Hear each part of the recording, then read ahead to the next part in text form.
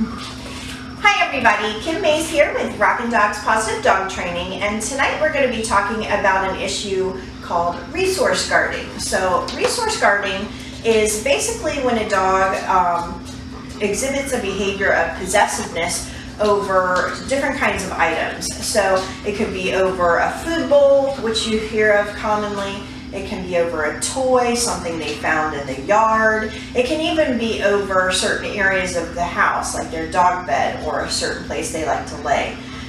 So resource guarding gone untreated can actually become a very reactive issue for your dog and even start showing signs of aggressiveness as they get older. So this is a problem that, even though we're going to show you tips on how to help this today, if you know your dog has a problem with resource guarding, we really implore you to get in contact with your local force-free trainer and behaviorist to help you work through this issue. Because it's not an overnight thing that you can change, and it really has to do with developing trust around those items with your dog. So depending on the dog, it can take a week or it could take a month or even longer, depending on how far along this issue is to overcome. So with that, we're going to start showing you the first steps. And hi everyone, so I'm here with Rocket tonight, and we're going to start working on some testing to see how he is with resource guarding a food bowl. So in the initial phases, basically what I want to do is just get really good at reading my dog's body language to see if he has any issues, and if he does have any issues, how far away I need to be to start the process of working with this resource guarding. So what I've got is just an empty bowl to start, and I'm going to see if he has any possessiveness over just an empty bowl. Because some dogs just associate a food bowl and they automatically will get protective of that even if there's nothing in it. So what I'm going to do is I would just start with my food bowl on the ground, and he can sniff and investigate that. And I'm usually just going to start by walking a good 5 or 6 feet away in the beginning and making sure that he's not giving me any body languages that would make me feel like he's uncomfortable with me getting around the food bowl. So that could be as little as guarding it and kind of hovering over the bowl, but it also could be things like their ears going flat back, giving me a little walleye or a little whale eye so I can see the whites of his eyes as I approach. Anything that gives me a little bit of an uncomfortable sign that he's wary of my presence. If it gets to the point where there is growling involved, that just means that you're a little bit too close to the bowl for your dog's comfort. So that would be a more advanced step if your dog is growling at you. And that should be your signal to move off. So if I'm starting about 5 or 6 feet away, then as I approach the bowl, I'll just do closer. I might do 3 feet, then 2 feet, and then I might even get a little lower to the ground. Nothing too involved. I mean, just like we don't like being stared at while we eat, your dog isn't going to appreciate that either. So we just need to be able to come and flow and get around the object of their affection in a relatively easy manner, and they're not uncomfortable. So to do that, we have to build a lot of trust.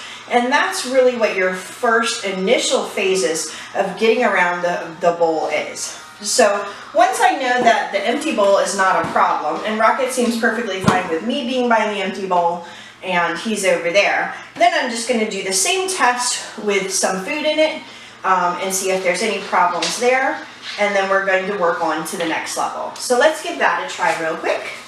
I'm just going to grab a little food. And we'll drop a little food in there.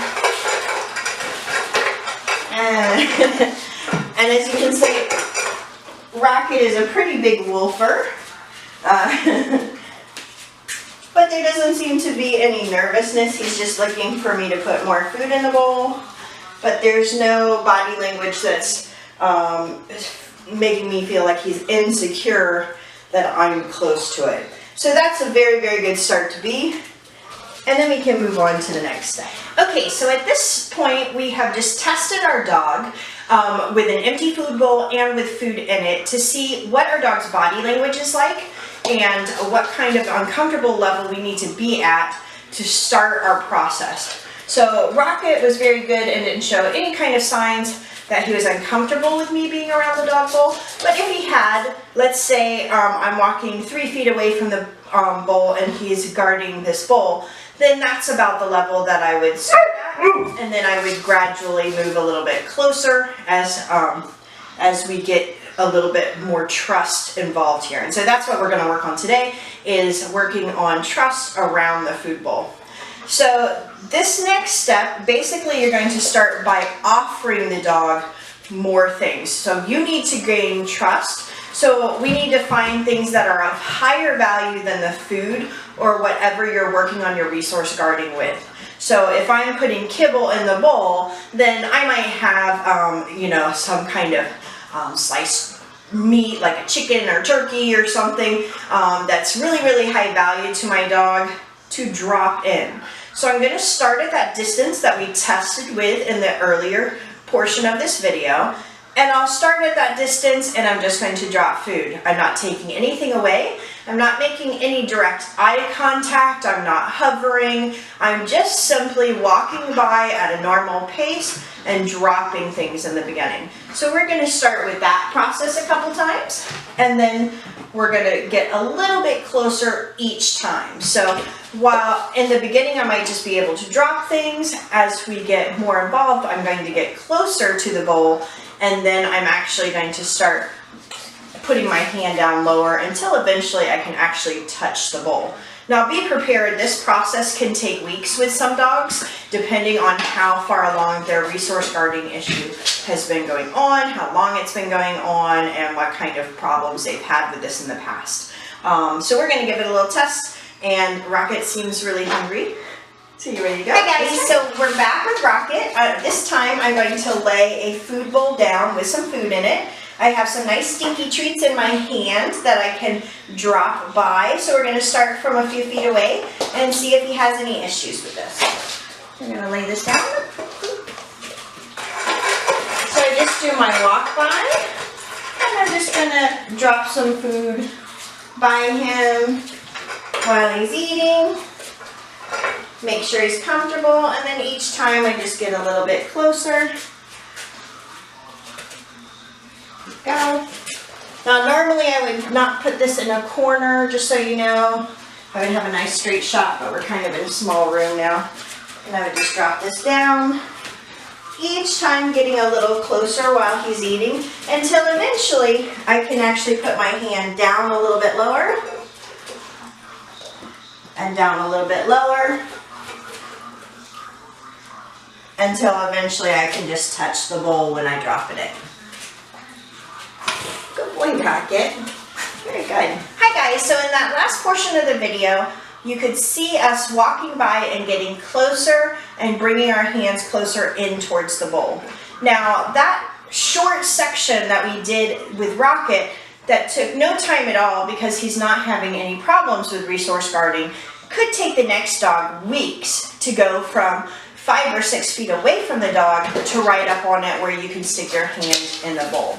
Now, at those points, we're just dropping things in while they're eating. So we're not taking anything away. After you build enough rapport with your dog and you can get close to them and they are not showing any of the body language or verbiage signs like the growling that you're too close, that they are actually seeming comfortable when you're around the food bowl, only then will you start dropping things in and then taking a piece out. So that trust has to be built over time, and it's going to take a little bit of practice every day with the food bowl and getting closer to the food bowl as you practice. So take your time doing this. Don't rush it, and as always, have fun practicing with your pets, but also be safe when you're dealing with resource guarding. Employ the help of a dog trainer or behaviorist in your area that can help you with this if your dog is having extreme issues with resource guarding. So stay tuned for our next part of the video where we show you what to do if you have a situation where your dog has a hold of something that they are super possessive of and you are afraid that they're going to bite.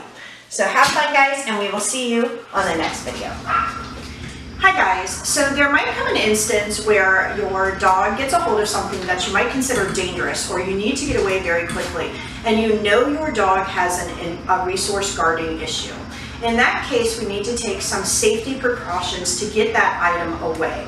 So what I'm going to do is drop a bone on the floor. This is an old bone of one of my other dogs that Rocket might want to grab. I'm going to show you how I'm going to body block this position and be able to get this away from them. So when this opportunity happens, really make sure that you have your high value reward in hand. I might have even a bigger piece of jerky. I'm going to drop this over here, and I'm immediately going to show him this and see if it's higher value to him. Good boy. Get in between the item, and if I can, I'm going to step on it and get him in a situation that he is as far away from it as possible before I bend over and get it up. Okay, so it's very important when you're doing this to wear, if you can, wear pants, closed-toed shoes, and something that might protect your body if your dog does a turnaround for it. We have a high value reward here. But always kind of get in that position where your dog's as far away as possible and make sure you have that high value treat.